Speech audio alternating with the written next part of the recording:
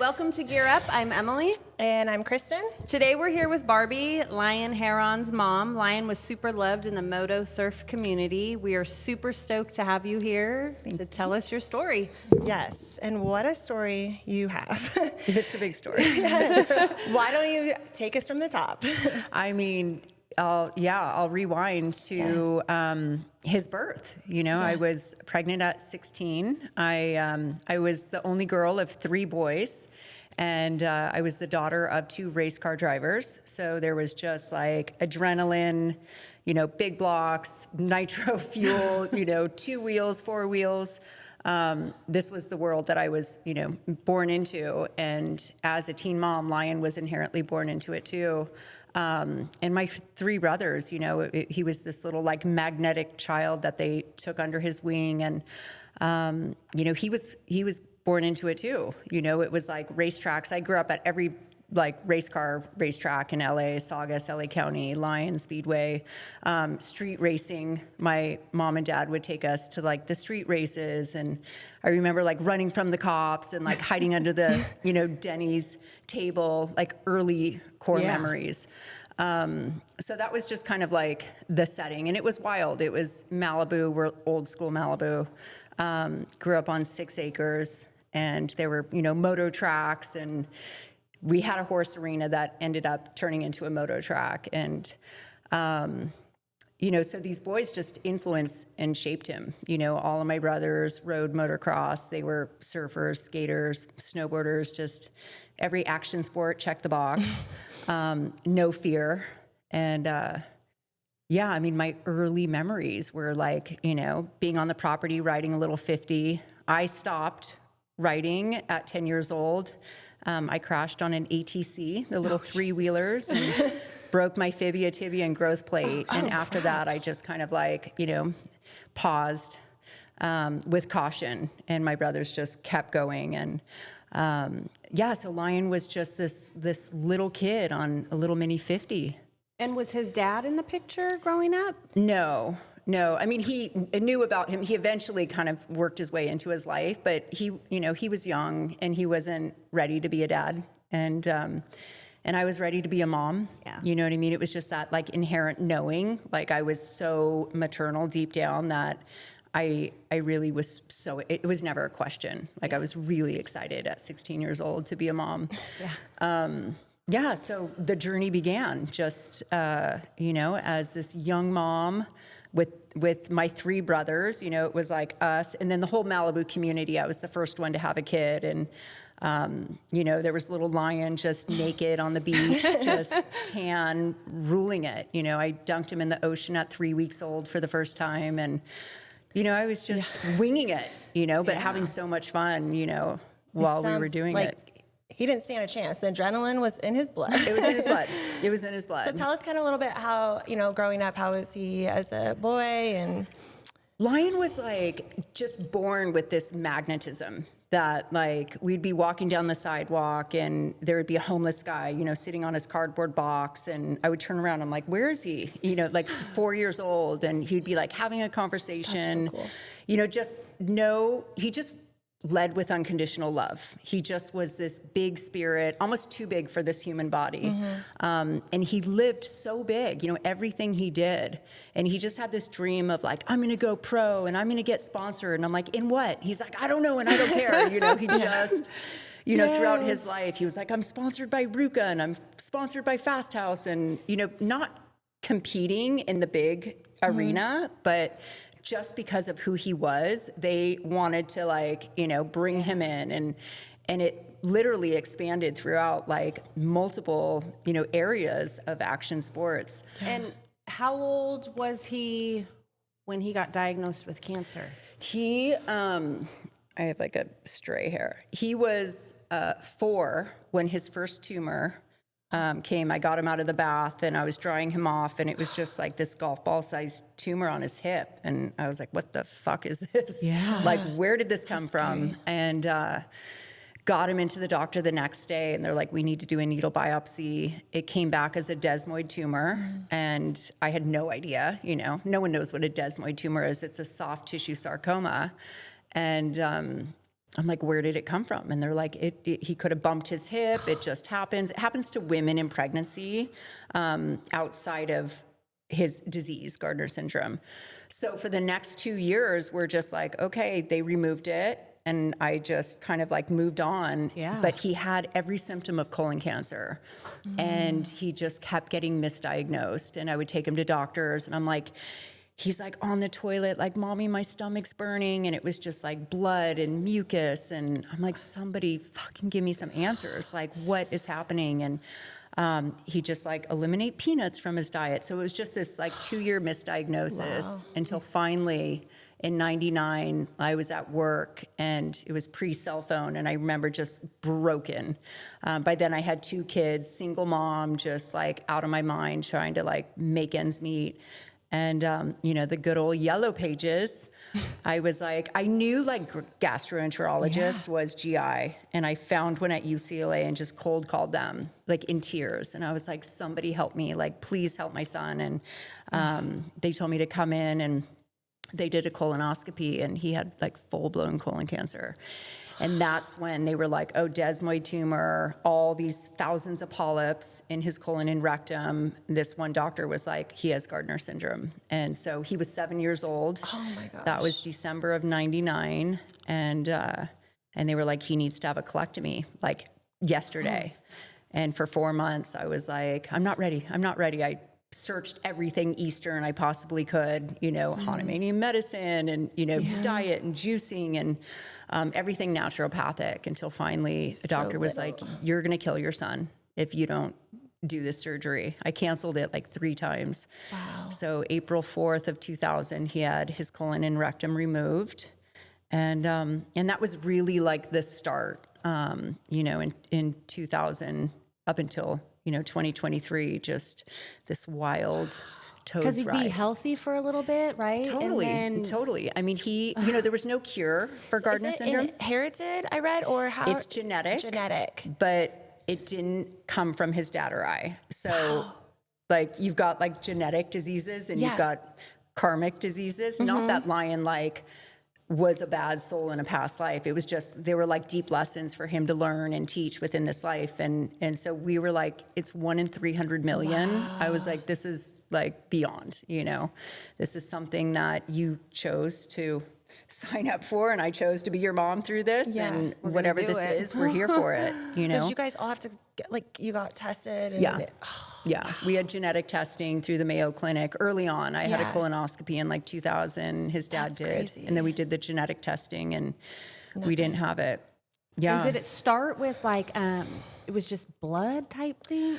Well, I'm asking, my daughter has Crohn's, so I'm like. Okay, yeah. So he would just be like he would go to the bathroom like 15 times a day. And he would just be on the toilet and he would say his belly was on fire. He would say, my belly's on fire. And, it was frustrating because I'm like, dude, we got to go. Like, wrap this up. Like, are you just like, and you're driving being on the somewhere? toilet? Like, what are Try we not doing? to bedtime. But then it was like, it went from, like normal stool and it just got smaller and smaller till literally it was little squigglies with like blood and mucus. a And I huge was symptom, like, okay, this is not, and that's when like I kept taking him to the doctors and they were like, tell him not to push so hard. And I'm like, so frustrating. It was so frustrating. It was so frustrating. There was one doctor that for a year misdiagnosed him. And when Lyon was finally diagnosed, I got to have words. Right? You're like, And I was like, yeah, well, I just want to let you know. But we're not He has Gardner crazy. He syndrome. had, What Yeah. And then you already have, so you have another child at this time. Like, do. how It was gnarly. crazy. It was gnarly, but I look back, like those moments in my life were just, like I thought it couldn't get any harder. Yeah. Like I was like going to esthetician school. I was working 2 jobs. I was on like WIC, we were eating through WIC, just the little like food stamp coupons, just survival.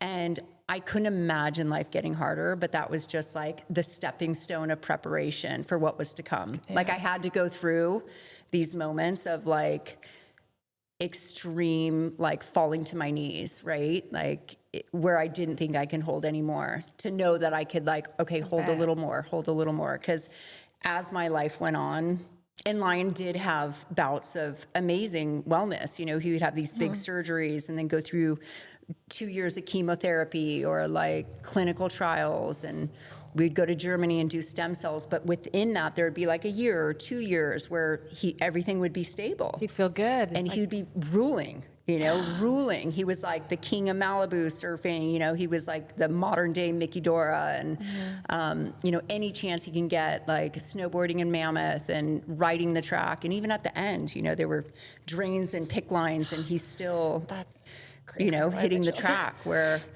there's a huge lesson in all of that of like living, like he showed us how to live, and he also showed us how to die. And we haven't gotten there yet, but like...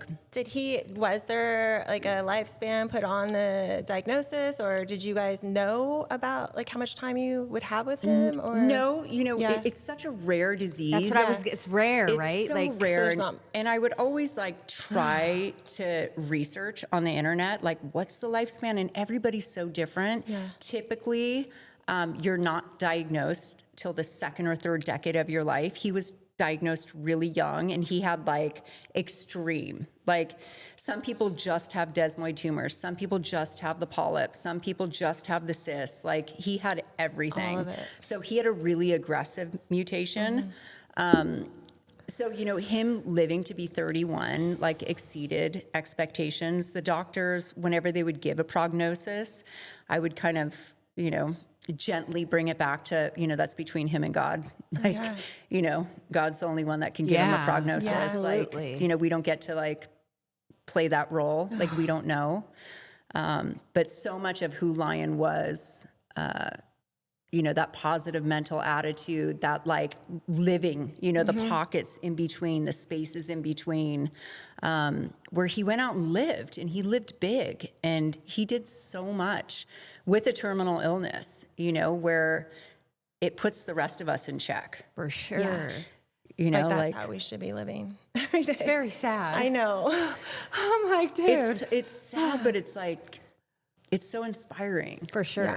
Like he left such a mark in so many different areas of, how to live and how to die and how to be present in the moment. Like he really idled in neutral. And we used to talk about that a lot. Like your mind is an engine and you have a choice. You can put it in drive and future trip and spin out, or you can put it in reverse and attach yourself to the suffering that is no longer happening at the moment, or you can just like put it in neutral and like idle in that space, He's and very lucky you were his mom Yeah. too through all of this. Right? Like some moms would just break down, but you seem to be so like. But it was the stepping stones, right? Like it was like the initial diagnosis, and then like losing my brothers, and Oh yeah, that's a that's- whole thing. So you have experienced a lot of death in your life.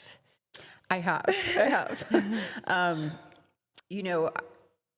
I think it started just like growing up in Malibu. There's something in the water, and it I've heard really is that. like the Really? Wild West. Like old school Malibu is wild and reckless, and like hot rods and motorcycles and drugs, and it's just this. It was really wild. So early on, just friends started like popping off, and so so in Malibu it was just people were passing away in abundance. It was a lot. And then in 2008, the beginning of 2008, we were in Germany doing stem cells, and I get a call that my youngest brother, so I'm the middle oldest, so it's Dale, me, John, and Steve, and I get an email that John had a gnarly skateboarding accident and hit his head and severed his brainstem, and he was on life support. And that was on Sunday. And we had been there for 3 weeks prepping Lyon's body, and Lyon's stem cell was supposed to be Thursday. And we get this news, and I was just like, what? And they're like, he's brain dead. Like, we've got to pull the plug. And I just begged them. I was like, I need to be there. I need to hold space. I need to say goodbye. Like, I need to be there. And I said, just keep him alive until Friday. Like, well, I'm flying out Friday morning. And it was hard because Lyon and John were so close. Like, those boys were soulmates. They were 12 years apart. Like, John bought Lyon his first motorcycle, would take him to Mammoth all the time. Like, that was his buddy. And his body just shut down and couldn't even, like, you couldn't get an IV in him, like nothing. He was just in total like shock, grief. So I flew back to LAX and jumped on a plane, went to Arizona. And this is kind of cool. I mean, it's not, it's sad, but it's cool. But John was going to Motorcycle Mechanic Institute because his dream was to be a supercross mechanic. Like, he just wanted to be down on the track, and he had raced, but it didn't, really take off. So he was really good with engines. So he died the morning. I got there like Friday night. We took him off life support. He died at like 5 o'clock in the morning. And that night was the Phoenix race. And that was supposed to be the first track experience of being a mechanic that he was about to graduate. And so we all went to Supercross, and that night we all got tickets, and it was just this emotional, night, knowing that he was supposed to be on the track. So he passed away, and then my other brother passed away in 2022. He was a firefighter and had compromised lungs and had COVID, got COVID. Wow. And he struggled, with addiction. He like these rushes of being on the fire and like having purpose and like saving animals and saving homes and being up, almost created mania in him, this like rush and then this like downtime to like think about it. And I think the quietness of his mind was too loud. Too much. Yeah. So, not to get into it too much, but he passed away the same day that Lyon went on life support because he aspirated after a surgery, and Lyon was on ECMO. That's like a whole story in itself. Wow. But basically, like, the time that Stephen passed away and the time that Lyon was plummeting, where they called me in the middle of the night and they're like, we have to put him on ECMO. It's the highest form of life support. It was like 30 minutes apart. And I just feel like those two like crossed in the veil. And it was just, how do you hold those two emotions, the dichotomy of like, this grief and this joy, but that's life, it's like,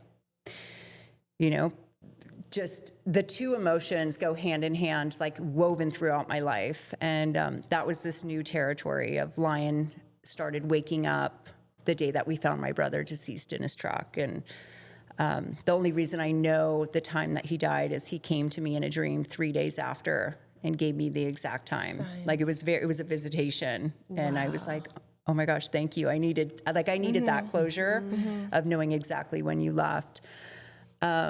So yeah, and then, both of my stepdads just passed away 11 days apart in May, and there's just so many. I mean, you were just telling us about your other brother that. So my other brother. It's not funny. But what the fuck? So my other brother last Tuesday. And we can add the GoFundMe page too. Thank you. Thank you. My other brother last Tuesday was pre-running for the Baja 500 and had fucking nasty crash, and he does it on a dirt bike, right? A dirt bike, yeah. And he won his class, the 250, the Tecate San Felipe 250. Yeah. So in their class 50 plus, he's 52. They won. So he was just kind of like riding high with this like hero cape, we're gonna take the 500, and his teammates were like banking on him because he's really fast, and he just went around a turn, landed on a rock and broke 7 ribs, but like broke them along his spine and his sternum, and has a flailing chest. And then he had like a collapsed lung. So all last week, not all last week, for 2 days, I was trying to get a medevac. I bet, out of there for to San medical, Diego, which is a level 1 trauma, and the fog didn't lift. So they had to like transport him in 2 ambulances, transport him at the border, transfer him to a U.S. ambulance. Yeah, I just came from there in San Diego. But he's he was like critical. But he's in okay ICU. Now, right? He is in beast mode. I saw him on the walker. I was like, what the fuck? Like, and it's so rad because he's like, Lyon's my example. You know what I mean? Like, Lyon just held this positive mental attitude, like, don't attach yourself to the suffering. Just move forward. And, all the nurses on his floor, like, you are like the star patient who's just 4 days after the accident, he was like, give me a walker. And he has like this drain because he's got like a chest tube. And he's like walking laps around the ICU. And they're like, what is going on? Like, this does not happen. And he just, you know, is in this like warrior beast mode. Damn.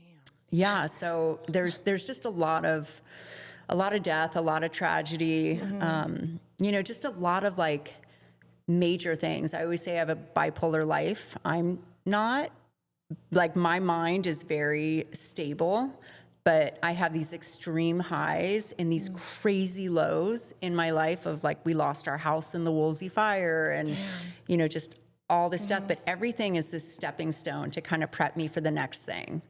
I just finished my book actually, and it talks about that. Like, every experience that I've had has been this like evolution and expansion of growth and understanding that allowed me the space to become a death doula.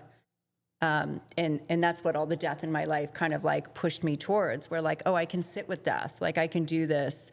I'm not squeamish, and understanding that it's so important to bring ceremony and ritual back into this process that we have put in the closet, you know, a century ago and handed it to people don't want to talk about it. They don't want to talk about it. So when Lyon like decided to go on hospice, I was like, you know, I'm your girl. Like, I'm your mama, but like, I got this. Like, I'm not, like, I can do this. So we did a living memorial, and it was amazing. You know, we had like 200 of his friends show up, and we, you know, let the elephant out of the closet, and we named it. And we sat with it, and we talked about his dying process, and we talked about death. And it was uncomfortable for people until it became comfortable, you know? And then it was like, oh, we can have a living memorial. Like, people can tell him to his face, like, how important he is to them and how he changed, you know, their point of view and their life. And, you know, up until his actual last breath, you know, and the ceremony afterwards. There's so much in that. You have the Lion's Den, right? We have the Lion's Den. That's the coolest thing. Yes, yes. So cool. So that was his room. Yeah. You know, that was his room that he took his final breath in. And that was the room that we created ceremony with, you know, him in this like medical bed surrounded with, you know, IVs and commodes and wheelchairs and medical supplies, and all of his friends, his boys, just piled in there, you know, like hot boxed, smelled terrible because he had like drains, you know, it was just so gnarly. But this brotherhood stood by him and like held him up, and, you know, watching, you know, motocross and, you know, surf contests, and he took his final breath in there, and we did ceremony with his body. And literally the next day we sat on the floor, like in the hollow of that space. And we're like, we've got to make this something. This is such a sacred space. And we ordered a couch and got rid of anything that represented suffering. And now it's just this kind of museum of Lyon. Cool. That's really cool. You know, for his memorial, instead of signing in a book, his favorite surfboard, everybody signed it. And we've got like his helmet and Tyler Bierman's helmet and his X Games medal that he rode for Lyon with his ashes and won his bronze, and just pictures of him. And an altar is still, you know, there with a burning candle all the time. And it's just this like really cool. sacred space that people go in there to heal. My brother's actually coming home from the hospital, and he's going to heal in the Lion's Den. That's cool. That's really cool. Yeah. And you put his ashes also a Supercross, right? I saw that too. We did. His ashes are everywhere. But that was funny. That was like his final request, because we were able to like not leave a stone unturned. Yeah. We talked about like, what number are you going to give me? What animal are you going to show up as? What we made like a playlist before he died. Awesome. He's like, I'm going to communicate through these songs. So cool. And his final request, I think it was like 4 or 5 days. He was like, Mama, do you think you can sprinkle me on the whole shot of Anaheim? And I was like, I know some I'm people. going to do my best. Okay. You know, and luckily, you know, he was buddies with Aaron Nixon, who, you know, kind of runs Monster and Supercross. So I reached out to him. I was like, is there any way we can put his ashes? And, you know, Magic answered, and he was like, we can make this happen. And it was rad. It was so cool. rad. So that was like the first of the ceremony. So his ashes weren't ready by A1, but we did A2. And the night before, we, walked onto the track and just lit candles on the whole shot. And we all just held hands in a circle and said this, rad prayer and thanked him for 31 years of just life and love. And everyone just reached into the bag and grabbed the ashes, and we all sprinkled him. And then the next night at Supercross, you see this little, they had been practicing, but we on the sidelines, you can see. And when they went around, the whole shot, it was just this, he's permanently in that dirt. Forever, because they reuse it, right? He'll be there every race. It was cute. It was like dust or bust, just go big or go home. And that's what he wanted. And it was honored. And it's fucking rad. That is so rad. Super rad. This might be a little personal, but Nothing's personal. Okay. Just those, I guess that the final more days in his diagnosis and when you went to hospice, how was that? As a mother, are you sure? Are you ready? Or did you just know? It was his time? I knew. Okay. I knew that he knew. Yeah. And that was one thing, throughout the years, there were, for 3 years, we were dancing on the edge. Right. Dancing with the veil. I've seen that as posts, hey guys, died again. How many times he's been on, death's door, Yeah. Yeah. And that was the ICU, I'm septic, pulmonary embolisms, 4 pulmonary, there were so many things where he would end in the ICU and the doctors would be like, we don't know if he's going to make it through the night. And I was like, you know what? I trust that he knows what to do. And I would tell him, I was like, sweetie, this is between you and God, and your soul is going to know. And I am going to idle in neutral, and I'm not going to attach myself to you staying or going. The only thing I'm going to pray for is for your soul to remember what you need to do, and for the wisdom, right? To know and get out of the human condition, that likes to cling. Our human conditioning wants to cling, and that creates suffering. So I'm just going to idle here and know that I'm holding energetic space. And so when he said, Mama, it's time, I said, then let's make the call. Let's get the information. Let's put the cards on the table. What do you want this to look like? This is your death. No one else gets to dictate it. This is, how do you want this to look? Wow. And he was like, I want to be home. I want it to be a party every day. And I want my friends here, and I want to make it till Christmas. And then he was like, no, I want to make it till New Year's. And I was like, all right, well, let's see. And we talked to his palliative care doctor, and he was like, he, unfortunately, being off TPN, he's not going to make it till Christmas. And he said, why don't you guys celebrate Christmas early? And that was on November 29th. And so we set up Christmas times 10. It was Christmas vomit in my house. I had we don't live in a big house. We live in a manufactured home. It's 1,800 square feet, but there were multiple Christmas trees and every ounce was Christmased out. And I was like, oh, we're celebrating. And every night it felt like a Christmas Eve dinner because all his boys just stayed on the couch.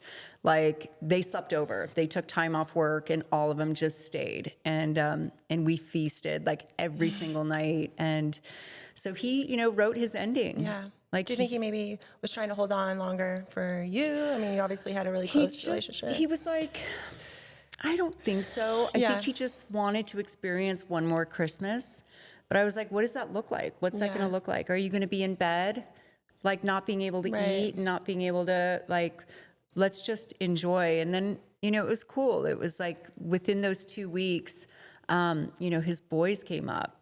All his boys from out of town came up, and Adam Cincerillo and him were buddies, and he came over, and Tyler Bierman and Axel Hodges, all his motocross boys. And then it was cool because Pipe Masters was going on during that time, and all his friends who are pro surfers were giving shout outs, to him. And the snowboarding world, Lyon Herron is a good friend of his and was riding his board, said Lyon forever, and gave him a shout out. So he was kind of in and out of, we'd get him to the couch, and he was, in and out of sleep at that point, but he was seeing just this love pour in, and it was just really, it was beautiful. It was this magical moment, again, just the two emotions held, this magic and this joy of life and living, and then this grief and sorrow and emptiness of, losing him. but he always gives me the message, like, stop saying I'm dead. I'm not dead. I'm right very here. much alive, you know, like, so he's, yeah. What do you think that, just curious, like the afterlife looks like for him? Oh, it's amazing. I mean, this is one thing, like, He's with his uncle. yeah. That has to be uncles. Uncles. He's yes. with his uncles. There's a whole crew of them. There's 5 of them up there. It's my 2 brothers, my 2 stepdads, and Lyon. And my stepdad died 5 months after, or passed away. They're not dead. Yeah. 5 months after Lyon, and they were really close. He was like Harley, badass guy. The afterlife, Lyon, this is what I believe. I mean, I can go on a spiritual tangent. I'm very we're here for connected. But you know, Lyon came here with like master energy. And I say that in like a really humble way, that from an early age, he was more aware than most. And it was coming from this compassionate, empath place in his heart. And the lessons that he taught, so many, it's like the pebble in the pond, just rippling far and wide, were so big that I believe that he had this master energy. And so I feel that he really is doing big work up there. I believe he's an angel. I feel like there's guides and there's angels, and I feel like he's, you know, kind of in the angel realm right now. I know he went through the portal through the ocean. A friend of mine who's a medium, who Lyon was like, I'm going to communicate with her. And so 10 days after, she was like, I had this vision of Lyon on the beach, and he had his surfboard, and he allowed me to come into his soul to experience this. And he was paddling out, and he caught a wave, and I got to feel the feeling of him catching this wave, and it was total freedom, like not hooked up to any tube or machine, and it was just this peace and serenity, like nirvana. And he got off the wave, and he looked at the beach, and she was like, I was in him, so I saw, and the only person on the beach was you, and you were wearing this long white dress with your hair down. And you waved at him, and he saw in your eyes that you were okay, and he can go. And he paddled back out and did a duck dive in the ocean and went through the portal. Wow. And so I know he's... Yeah. Do you two have like things that no one else knows about, like, you know, signs, but that you haven't shared, that you can speak to him, or that we don't know about, or nobody knows about? Yeah. There are That totally he wanted. things. Was there things that he wanted you to keep personal? No, or- there's nothing. I mean, Yeah. our life is really, there's nothing to hide. Yeah. You know, like people are like, I don't know if I can ask you this. I'm like, you can ask me anything. Like I'm an open book, and Right. it's very transparent, the whole entire journey. But as mother and son, and as like soulmates, like he really was my soulmate. Yeah, you grew up with him. Yeah. Yeah, It's your and homie. we've had like many lives together. I believe that. And it's just like that knowing, or that smell, or that feeling, and he communicates with me. I'm very clairaudient, where like it's a certain tone in my right ear that'll ring, and I know it's him. Wow. And You ever and- just like, fuck, Lyon? I see it. Like, yeah. Well, I just acknowledge. Yeah. I'm like, okay, thank That's you. Like I crazy. feel you. Thank Yeah. you. You know, and then just crazy things. Like I'll be like missing him, and then all of a sudden I feel this like vibrating warmth in my chest, and then like one of the songs from the Heavens playlist, there were only 10 songs, comes on, and then I look at the clock and it's 2:22, and I'm like, oh my the God, fuck, you're right? really Yeah. like going out of your way to make sure, you know, That's crazy. yeah, that you're with me. Bella's I do too. 28 and Harper's 18, and you know, both of them were born into this. Yeah. And the impact was, you know, those were their lessons. Like they chose to be Lyon's sibling in this lifetime, and to find their voice and their space in that. But, you know, it was heartbreaking, like as a mom, because, you know, I'm in the hospital, and then half of me is at home, and half of me is, you know, You're trying spread to like out. be centered Yeah. within myself. And, you know, that like, it just felt like butter on toast. I just couldn't be everywhere. And it boiled down to priorities, you know, like Lyon has Yeah. Trying one to mom, keep like him there's no alive. backup mom to go, you know, sit in the hospital with him or take him to the ER.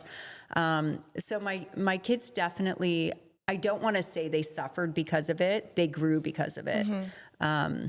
They have a deeper understanding because of it. And these were their powerful lessons. But, you know, I missed birthday parties. I missed big things. And I just remember like being in the hospital, like crying throughout the years, like, you know, just get her balloons or just get them cupcakes, you know, like missing these pivotal milestone moments where, it was what it was. You know, Bella was amazing walking through Lyon's the last few years, just showed up as this supportive, strong, badass sister that he really needed, like this protector of him.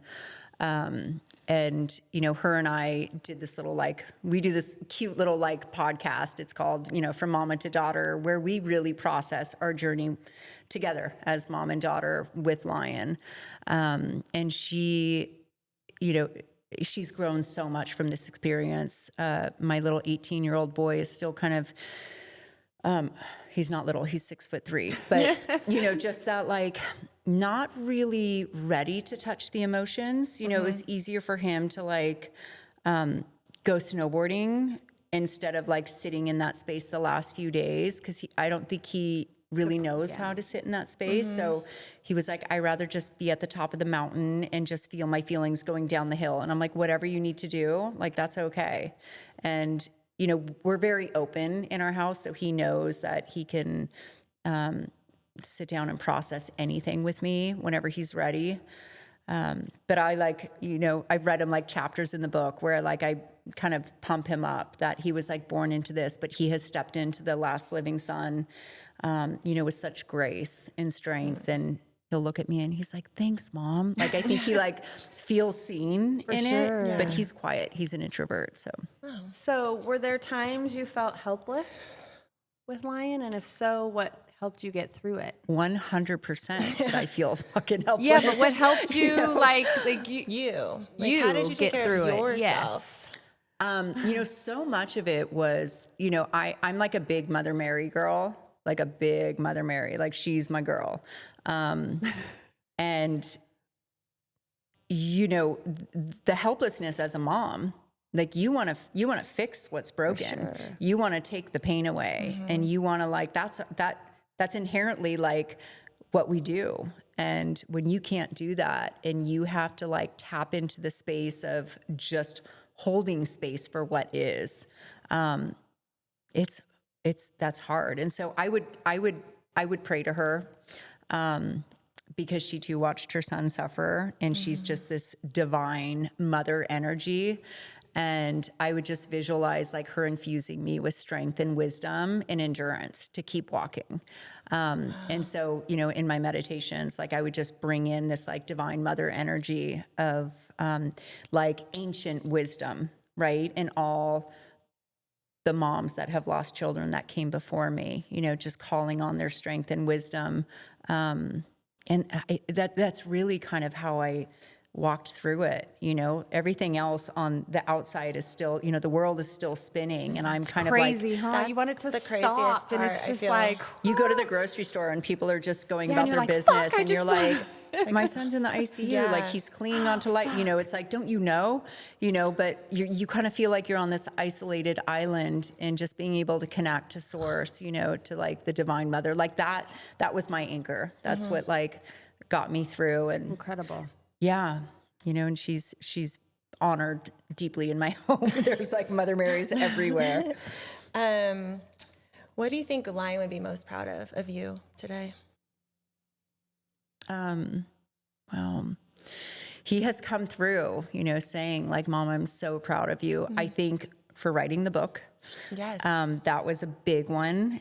And for years, I love dancing with words. I've wanted to write this book, but I knew the story wasn't over, and I needed to wait until it was encapsulated, to be able to dance with the words within the story. And I found the space the last year to do it. And when I finished it, it was like that feeling, like, I'm so damn proud of you. Like, I know that was a big one because so much of it is shared, and it's shared in the aspect of growth and understanding, like a deeper understanding, you know, kind of removing the fear from death. And I think that's it. I think Lyon is proud that I'm sharing the message of removing the fear away from death and dying. Did he know you had intentions of writing a book before he passed? Oh yeah, no, we you talked about it, okay. and we talked about at the end that he was gonna help me co-write it and dictate it from the other side. Wow. Yeah. What is the book called? And Dancing with the Veil. wow. And when is it? it? Yeah. When's it out? That is like literally, I just finished it like 2 weeks ago. How exciting. Yeah, and I just like sat with it, and then I open it up, and I want to add like sugar and lemon and salt to it still, and then I'm gonna have to just like step back and trust that this is it. But I keep kind of like playing with it a little bit. But it's written and it's been sent to a publisher, so. Congrats. That's Not amazing. necessarily to be published, just like, you know, did? but I have one publishing house in mind that I really want. But I feel like Lyon definitely helped me dictate it, because I wrote the entire book in his room in the Lion's Den. Wow. And, you know, I just kind of opened up that container, like lit the candle and asked him to come in with intention, and I wrote it in a poetic format just because I feel like the story deserves the beauty to encapsulate it instead of just getting lost in like words in big paragraphs. So we'll see. I mean, That's so cool. I can't wait. it's very vulnerable, like putting it all out there and then having nothing to plug it into. I've been like, there's a lot, you know, there's a lot. Yeah.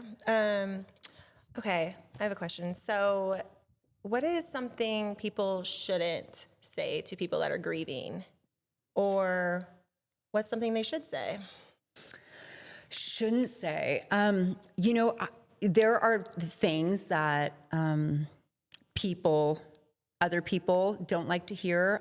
I kind of take it with a grain of salt. Yeah. I know just from being a death doula, like the key things, like they're in a better place. Everything happens for a reason. God doesn't give you more than you can, you know, those like kind of cliche where you're like, it doesn't take away the grief. It doesn't take away the grief. But everybody's grief journey is so different. And I understand that. Like, I understand, he's in a better place. Like, I would, you know, I can't wait to go. Like, that's the ultimate place. But I think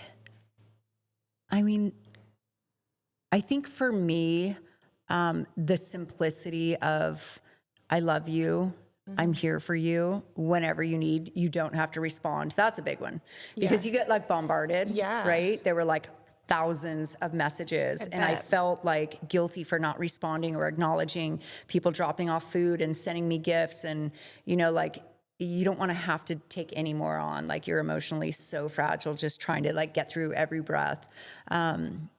And so just the like, I love you, I don't expect anything in return, just know that I'm here. And so just feeling energetically held by the community or friends without expecting anything in return, like that's the best. That was the best for me. Yeah. What was your favorite thing about you and Lyon's relationship? Like if you could put it into a few words, like... I mean... I'm sure everything, like everything. But there's got to be like he was like my twin. Like we thought the same and we laughed the same and the same music. You know, car rides with. You know, we would do all the medical stuff, and him and I would just get in the car and like put on like our music. You know, I raised him on like music early on, like Minor He grew Threat up at with like you. I know know. 2 years old in the car seat, like him singing. You know, I'm just a minor threat. Yeah. And, you know, just. Like music was a huge thing. So, you know, those are the things that I miss the most, like getting in the car with him and I was like, who's DJing? You know, and then we just turn it up and fucking sing at the top of our lungs and just all our like little adventures. You know, I miss him. I mean, he was literally my best friend. He was my little like twin flame soul child. Yeah, I miss everything about him. And everything was my favorite. You know, even like the shit storms in the ER, you know, like I wouldn't change any of that. You know, it built us into who we were. And I just honor every ounce of it, you know. The suffering was never in vain. I would always tell him that, you know, like none of this is in vain. There's something so much bigger. And this is just, you know, the bow that it's wrapped up in, you know, the joy of of life is wrapped up, currently in an ER bow or in a chemo bow or in the snowboarding bow. It was like all these different experiences just came in like a different package. And I love being able to meet him in that space and seeing what's underneath, like the truth underneath it all. Right. For sure. And it had to be hard for him into all these sports and them taken away from him That's a really interesting thing to talk about, because Lyon as a teenager or like in his early 20s was on fire. He was like this identity of, he did the Abercrombie, ad where he was like the hot model guy with his bleached blonde hair. I was just going to say, so handsome. Too. Yeah. Just so, and then he was like his style, Yes. and he was the surfer, and he just had all these things going on. And when he got sick, it was like one by one, slowly, they melted away. They melted away till the very end, the last year or two. The muscle was gone, the tan skin was gone, the hair was gone, the surfing was gone, the motocross showering was gone. Everything was stripped away. And when that happens, what are you left with? You know what I mean? This is the core of who you really are. Like, how are you going to react to that? Being stripped from everything that you identified with within this lifetime. And with Lyon, what was left was this heart that was too big for his body, right? Like the essence of who he was too big for his body. And it was pure love. It was pure love. I mean, people would walk in to see him, and he hadn't slept, and he had drains just in every, orifice of his body. And he would just greet them with like this smile and this love and this gratitude. There was no bitterness at the end. He was just in complete surrender, complete acceptance. And that's where he was the master. Like, that's where he's the teacher, right? Like, normally people are going to be like, fuck this. Fuck, it's just like, the world. Why me? Yeah. This is happening to me. What Like, fuck life. Yes. Yeah, no, he was like, and we were able to like work on that perception. Like, this is happening for you, not to you. Like, you have to turn that around. Because if we walk around in life like this is happening to me, you're like, incredible. We're the victim, right? Wow. Like we're done. But like, if this is happening for you to be able to grow and expand and learn and evolve, like everything was a lesson. I was like, what's the lesson? Every time we were in the ER, we're like, what's the lesson? What's the lesson? What haven't we mastered? And I'm like, surrender? Do we have to surrender again? Or maybe kindness to the nurse who, is in her first year, who is fumbling, and you want to react and get pissed at her. Maybe just showing her love and compassion and kindness. Maybe that's the lesson. Like, there was always something to learn in every single experience. Every day. I need you. Do you ever, oh my gosh. do you ever do like the what ifs? Like the what if, what life would have looked like if hadn't he got sick? Or do you think it was a purpose, it was a lesson? Yeah. No, you don't get stuck on that ever? No, I think if he would have passed younger and I didn't have this time to evolve and to understand deeper, I probably would have. Like, what if science changed? What if, what I mean? What if there was a cure and he died 2 years too short? Like, I would have. But I had 27 years from his first desmoid tumor to the time he passed to sit with the evolution and the spiritual growth and understand that, like, at the end, Lyon and I were like, we sat at the desk, our souls, and we signed the contract. We signed the blue karmic, the karmic blueprint. And we were like, we got this, like, there's no question in my mind that Lyon and I signed up for this. So this is exactly as it's supposed to be. He was supposed to only be here 31 years. He learned what he came here to learn. This life is like one page in a book that never ends. How much energy am I going to put into one page? How attached am I going to get to this one page? When with him, there's no time frame. Me, I'm watching the clock. I told him, I was like, I'm going to be fucking like counting down the days until I see you. And with him, there's no time or space. It's just infinite. And I know, like, our story's not over. It'll never be over. Like, he's my soul guy.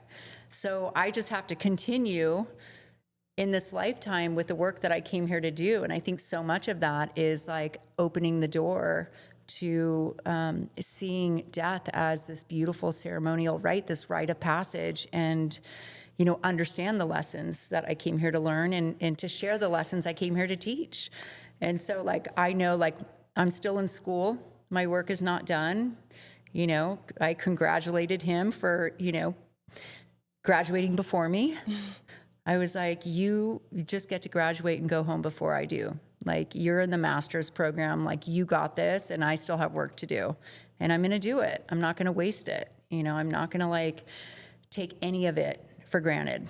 Like, I'm going to seize every day and every moment and show up, like, with compassion, with love, with a zest for life, you know, the pockets in between. I'm going to go fucking live them. And I'm going to put God in between me and the next thing. You know, that's the cushion. That's the safety net. And, you know, I'm forever the student. I feel like I'm forever the student, but I'm in it, and I'm willing to keep going. Oh yeah, because you're sober. I am Are you sober. California sober or Hell sober no. sober? No, I'm like speak at conventions sober. Nothing. No. And Lyon was sober. Lyon died sober. Wow. Lyon died sober. Besides, at the very end, like the last year, he started microdosing mushrooms to help with the rewiring of his brain.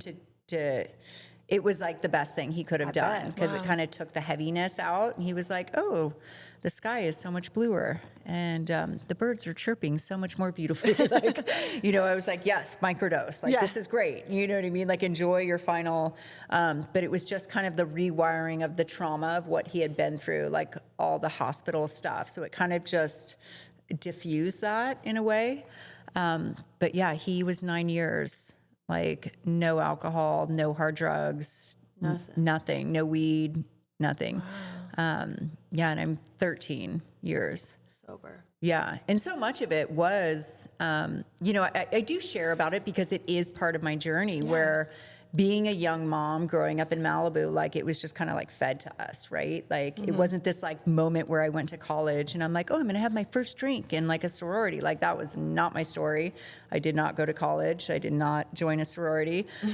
You know, it was kind of like right out of the gate, like, you know, smoking weed as a young teenager, and then it just kind of escalated. But as life started to happen and things started to pile up, the feelings got really big. And I'm a really sensitive human being where like I didn't know how to sit in the big feelings. They were like too big for me. And so, you know, the crutch was my survival, drinking and staying numb, you know, whatever drug it was. I wasn't equipped to feel the big feelings. And when Lyon was diagnosed and throughout my 20s, like there was major stuff happening that I didn't know how to walk through. I did not know how to walk through. I didn't have a God of my understanding. You know, I was like, couldn't really conform into this like religious box. It didn't feel safe for me. But the sobriety journey, like that was how I survived, you know, early on until 13 years ago, just wanted to feel all the feelings. Like it was this awakening of like, I need to feel, I deserve to feel this life. And my kids need me to feel what, you know, is going on here. And so I got sober March 29th, 2012. And within that span of the 13 years, you know, I was able to like form this relationship with God and walk with God in everything I do. And that's really important. It's just this deep spiritual practice. And I was able to heal these old wounds that, you know, kept resurfacing these big feelings, you know? And so there was just so much healing within that path. And 2 years into my sobriety, Lyon saw my life get softer. And he was partying pretty fucking hard. You know, it was like I fought to keep him alive for so long. And he was, you know, he was like going to Vegas and his boys and Malibu and just, you know, like running amok. Yeah. And his tumors were growing. And I was like, dude, it's time to wrap it up. And he did. And he held true to that. You know, November 1st was his sobriety date, 2014. And, Yeah. And, you know, the beauty of that, my husband is going to be 30 years sober in August. And we had this like amazing sober home. And, you know, not that this is like a, you know, sober pitch, but the truth is all of us were able to walk through it in our feelings, knowing that everything is impermanent. And we were able to share the spiritual principles of life together. I talk with my hands all the time. I'm like trying to sit on No, it. you're good. Don't Yeah. worry. So you're married now. I'm married now. For how long? We have been married. We dated for 9.5 years. It was like the Mexican standoff. Like he lived in LA and I lived in Malibu, and he was like, come move here. And I was like, no, you come move here. And I'm not a city girl. And I was like, come move it to the mountains. And he was like, I'm not a mountain guy. But I won. And so he ended up moving in with me. And then it was just like this slow, annoying. I was ready to get married like the first week. I was like, you're my guy. I already know it. Like I knew, I recognized him, you know, when you like meet your person, you like looking, you know, I'm like, oh, I know you. Like we've been together before. But I think it took him, you know, a couple of years to figure that out, because girls are just more in touch with stuff like that. For sure. So yeah, 9.5 years later, we finally got married. And so we've been together for 13 years. I met him like 3 weeks into my sobriety. I was just going to say. Yeah. Oh, wow. He didn't was know I had already 3 sober. weeks. He has 16 years and I was 3 weeks. And then we were set up on a blind date. And they're like, oh my God, you're sober. Like, I know this guy who's sober, and he's a single dad, and he's got a job, and he surfs, and Perfect. you know. And then I like looked at his Facebook, and I was like, old Levi's, Converse, vintage car, surfboard. Like he had an old vintage, you know, BMW motorcycle. And I was like, what? And I was not ready to get into it. I was like still detoxing. And then he messaged me and he was like, I heard you're the 8th wonder of the world. And I was like, oh, that was like the best one. Wow, that's good. Yeah. He's like, so I guess we got to meet. And then like we met, and and the rest was history. So he had 2 kids and I had 3, and we were like the Brady Bunch. You know, just this cool home that we got to like change the script, right? Like I grew up in a really dysfunctional home where I just needed a hug. And my mom was like, you know, rather like smell nitro at the racetrack. And his mom was like a sailor, you know, just jumping from like sailboat to sailboat, you know, sailing around Mexico. And so we like found each other and just kind of like changed the narrative, you know, with our home. And our home is, it's pretty amazing. You know, it's just this kind of like centered place of peace and serenity, and there's no fighting and there's no yelling, and you know, we walk this path, this spiritual path together, and we've been through some shit. Yeah. You know, we've been through a lot of loss together, and it just kind of like makes us stronger. It's like this unbreakable bond that you know, after everything we've been through, I'm like, we're good. Yeah. We're like, nothing could tear us apart. Like we're solid. Do you ever have that feeling like, what's next? Or you're just like 100%. Yeah, 100%. Like I'm literally like, I had that feeling like 2 weeks ago. Oh yeah, with your I was like, what's next? No, and then my brother crashed. And I was like, oh, this is what was around the corner. Does it come to you first? Yeah, I definitely am in touch with my intuition, very much so. So like I definitely get those little subtle warnings where I'm like, like, I don't know exactly what it is. But something's going down. But a few days before my brother's crash, I was like telling my husband that I was like fearful that someone was about to leave, which is amazing that he's here. I just didn't, it was like all the men are leaving and they've all left. Like my brothers, my stepdads, my son. And it was just kind of like, who's next? So I'm just so grateful that my brother is here and with us. What were we? Yeah.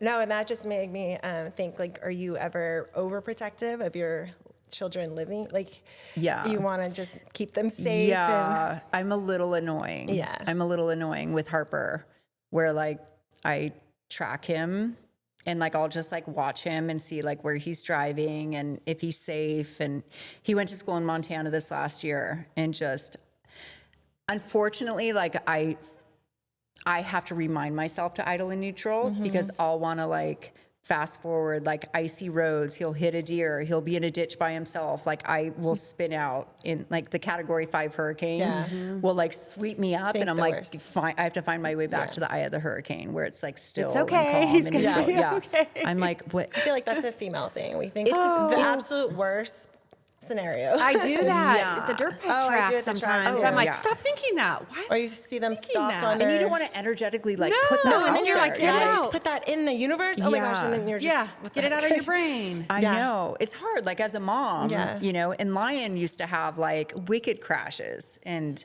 I would get the call, you know, like, okay, don't panic, but he's in the he's in the ambulance. He's like on his way to the hospital and, you know, he was unconscious for like 30 minutes. And I'm just like, what? You know, like racing to these hospitals or, you know, a floating shoulder. And, Yeah. you know, there were these moments where Lyon really kind of put me through it, where my other kids are, you know, Yeah. my son had like one traumatic brain injury on a skateboard.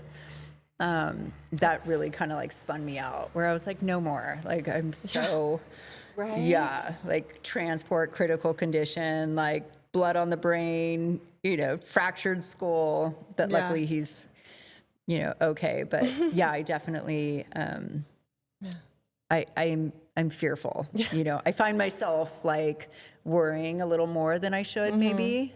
But then my daughter's like, I'm like, just do yoga, go on your hikes. You know, she's very. I was just going to ask you. I know you said you meditate, but what do you do that to bring you peace for you? I meditate, I write, I do yoga, I hike. As long as I'm like outdoors or like centering myself, I do like moon ceremonies. You know, I have a medicine wheel in our backyard, like on our back hill. And I just, whenever I connect to the earth and connect to God, like just that, that's when I'm centered and I'm safe. And just breath, like finding breath work. That's why like yoga, like I can get into my breath within the body, you know, moving the body. And I do, you know, I'm part of like some healing groups where we work on cancer patients around the world. And so like when I connect to their energy, there's 7 of us and we do Reiki and, you know, work on them energetically. Like that always really grounds me and connects me. Yeah, and just, you know, being outside. Oh, I know what I had saw, that your nonprofit. Do you still do that? Yeah. Okay. How can I forget what it's called. Courage. It's called Cozy Courage. Okay. And the nonprofit, I started in 2012. I make blankets. Yes, I've seen those. I make Yes. blankets. Yeah, I'm not like the extreme sport like all my brothers are. And I'm like, I do yoga and sew. Like, Slow my down. mom would always give me shit that like, she's like, it skipped a generation. I was like, are you grateful yet? Like, yeah. I sew. So I made blankets for pediatric cancer patients. And so we that's started a amazing. nonprofit. We would go to Children's Hospital and distribute these blankets. And then in 2013, I got asked, or no, the end of Veterans Day 2012, I got asked by my friend Pete, rest his soul, he passed away like a month ago, if I wanted to go to the VA with him and distribute them. And we went to the hospital, the VA hospital, and I was like, what do I do with them? I had like baskets of blankets. And he's like, you'll know what to do. Just like, listen. And so I just started wrapping them around these like veterans that were cold and broken. And it was so transformative and life-changing. We started this nonprofit called Cozy Courage, where blankets are distributed. And then we expanded. It was like pediatric cancer, then it was cancer, then it was like dialysis, transplant, like anyone who needed one medically. If you're in a hospital, you get a blanket. And then we started going to the VA on Memorial Day and Veterans Day. And we're just like grassroots, you know, I have so many pans on the stove that like I can't, if that was all I was doing, it would be something so much bigger. But it's enough, you know, Yeah. it's enough that like, you know, we usually distribute about 55 blankets to the men and women in the combat trauma unit on Veterans Day and Memorial Day, and probably like 25 blankets to people in need, you know, throughout the year. So And you That's sew them amazing. yourself. no, so I initially started to sew them, and then it just became too big. So now we purchase them, but they're like really cozy, yummy. So cool. So cute. Yeah. So that. it's I have found like through all of this, just being of service. I really learned that, getting sober, like service is the medicine, like get out of your head and go help somebody. And whether that is, other cancer moms, whether it's veterans, providing a blanket for someone in need, working with others, like that is the medicine that gets me out of my head and keeps me out of self-loathing, because if I'm just running my show without like showing up for others, then, I'll spiral, I'll make it about me, and it's not about me. I love Santina Bierman so much, and she's the raddest person In the whole world. In the whole world, and she's my daughter. And the Biermans. So here's the rad thing. Like, I'm just gonna what I just said is stemming this. Lyon left us with humans in our life before he left, and I feel like his soul knew exactly what he was doing. He was like, I'm going to place these people in your life, and these are going to be your family. This is going to be your family, and this is going to fill that void and that hole in your heart. And it did. So he brought, him and Tyler were really good friends. He brought Tyler into our life. Tyler stayed. Tyler brought Tuna into our life. And now all of a sudden I have these like 2 children that are replacing this one. And then all the friends that he brought in, it's like the friends that became family. But Tyler and Tuna are like, they fill this void of this emptiness that I'm so grateful to Lyon every day that he knew exactly what he was doing when he brought them into my world, because they have shown up above and beyond. And all his boys, his boys have been like mind blowing. I mean, they are all like my children. And so that has made, the emptiness feel You gained some. not as hollow. Yeah. I did. And they'll be Crying over here. grandbabies one day. And, I'm going to have like 50 grandbabies now. Yeah. Yeah. Right?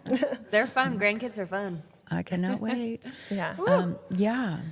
Well, you are such an inspiration. Thank you, Thank you so ladies. much for coming and talking to us. Thank you for Like, having it's me. been an honor. We're all to like talk to you. menopausing I know, together. We're We're so You hot. started crying. It made me start crying. Like you.